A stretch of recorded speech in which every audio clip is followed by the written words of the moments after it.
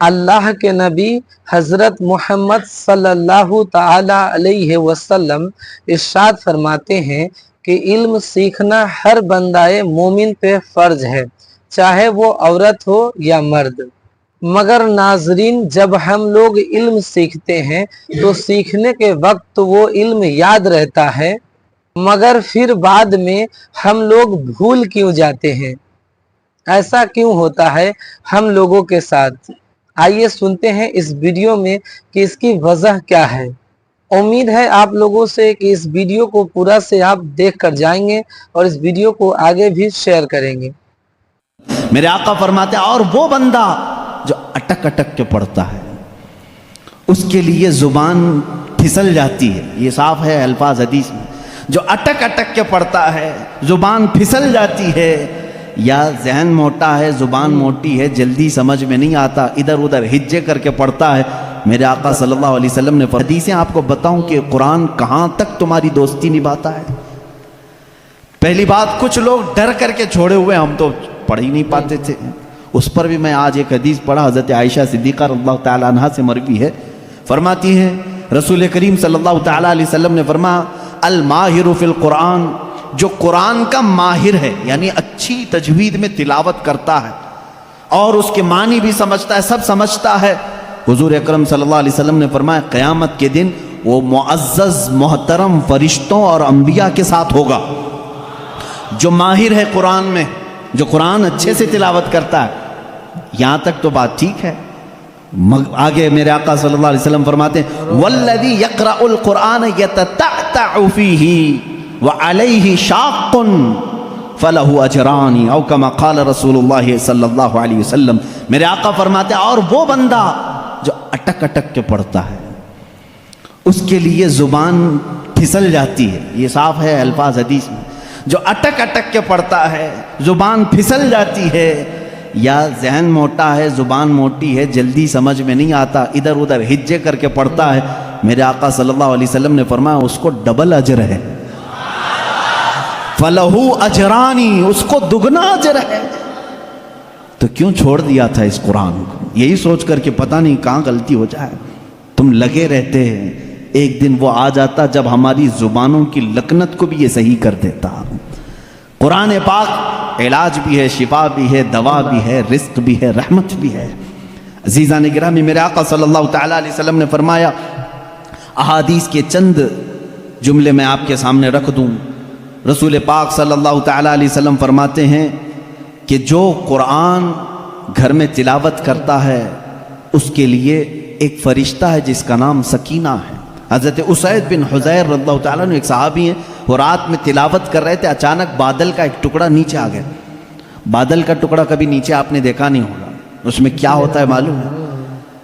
जैसे फ्रिज खोलने के बाद बहुत तेज शबनम जैसी ठंडक रहती है, इस तरह बादलों को कुछ जमी हुए पानी और बर्फ जैसी चीजें घेरी हुई रहती है। एक टुकड़ा उनके ऊपर आ गया।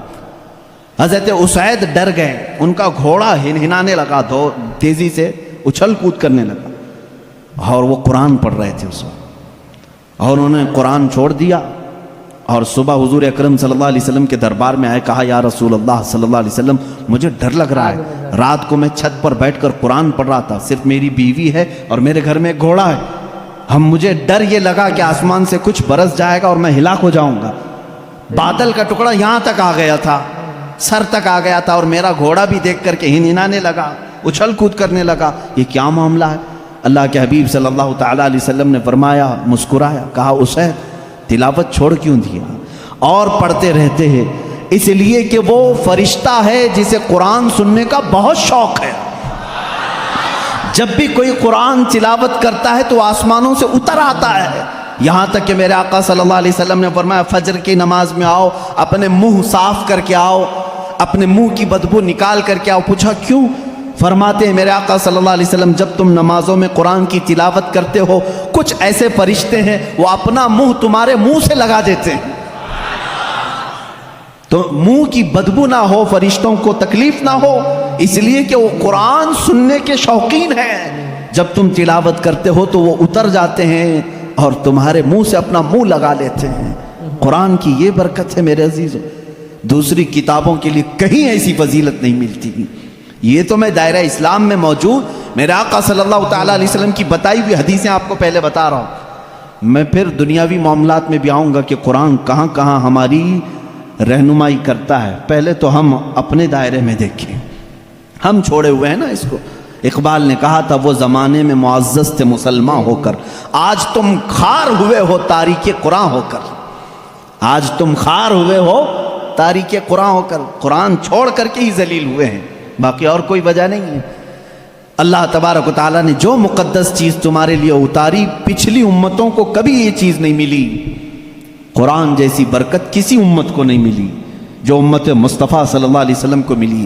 تورات آئی ہے، انجیل آئی ہے، زبور آئی ہے، سب کو معلوم ہے نا، آسمانی کتابیں آئی۔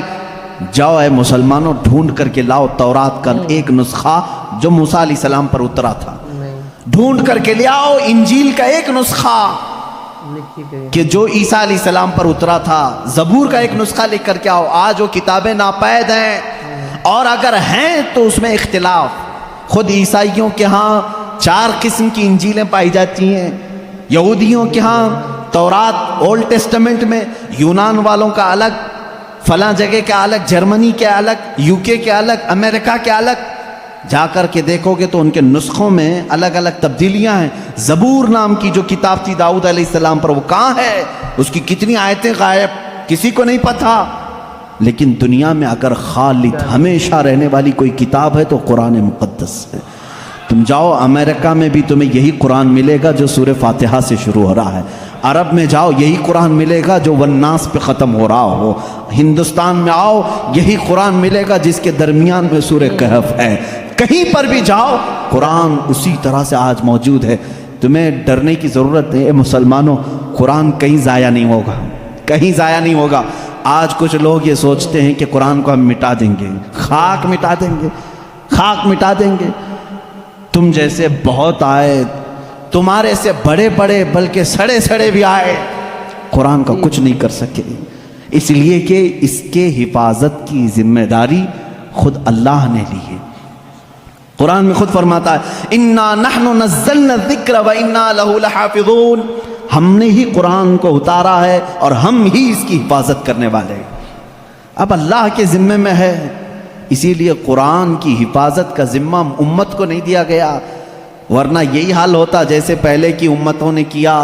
عیسائی علماء کیا کرتے تھے؟ امیروں کے لیے الگ آیتیں بتاتے تھے، غریبوں کو الگ آیتیں بتاتے تھے، پیسہ لیتے تھے، آیتیں بدل دیتے تھے۔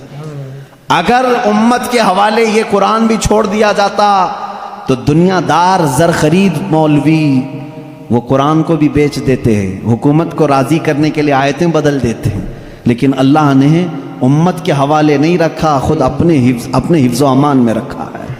قرآن کو کوئی بدل نہیں سکتا، لا تبدیل لکلمات اللہ، رب تعالیٰ خود فرما رہا ہے اللہ کے ایک کلمے میں بھی تبدیلی نہیں۔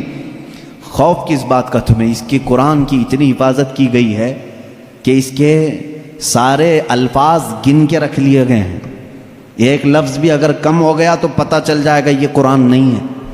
الفاظ تو دور کی بات ہے میرے عزیزوں، اس کی صورتیں محفوظ ہیں، 114 صورتیں ہیں، اس میں ایک کم بھی نہیں ہوگی، زیادہ بھی نہیں ہوگی، ہم یہ سب محفوظ ہیں۔ جو عالم ہوگا، جو حافظ ہوگا، کروڑوں کی تعداد میں علماء بھی ہیں، وہ سب کو معلوم ہے، یعنی قرآن کی یہ باتیں جاننے والے علماء کی بات کر رہا ہوں، سب کو معلوم ہے کہ قرآن میں 114 صورتیں ہیں، 540 رکوع ہیں۔